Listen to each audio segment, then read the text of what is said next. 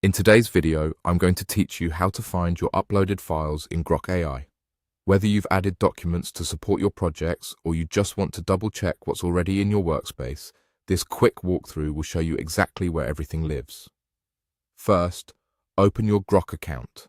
Launch Grok AI the way you normally do and make sure you're in your own account so the system can show you your personal files. Once you're in, give the page a second to fully load so all your account options are available. Next, go to your profile. Look toward the top corner of the screen for your profile area. Depending on your setup, you might see your avatar, your initials, or a small profile icon. Click that to open your account menu. This is the hub for your personal settings and anything tied to you as a user, which includes your file library. From that profile menu, click Files.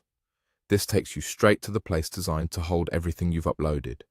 Think of it as your central filing cabinet inside Grok AI. The Files page is where the platform collects the documents and other items you've added so you can find them later without digging through different chats or tools. Here, you can see all your uploaded files.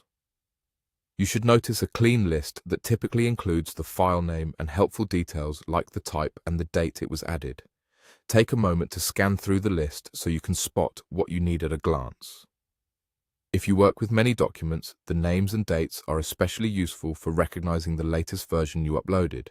If you don't immediately see something you expect, confirm you're viewing the right account and give the page a moment to update after recent uploads. A quick page refresh can also help if your network was slow when you first opened the section. That's all there is to it. Open your Grok account, go to your profile, click Files, and you're in the right place to review everything you've uploaded.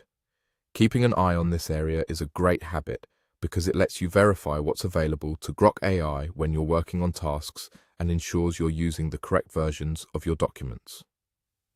Thanks for watching. If you found this helpful, feel free to follow the same steps whenever you add new material so you always know exactly where your files are in Grok AI.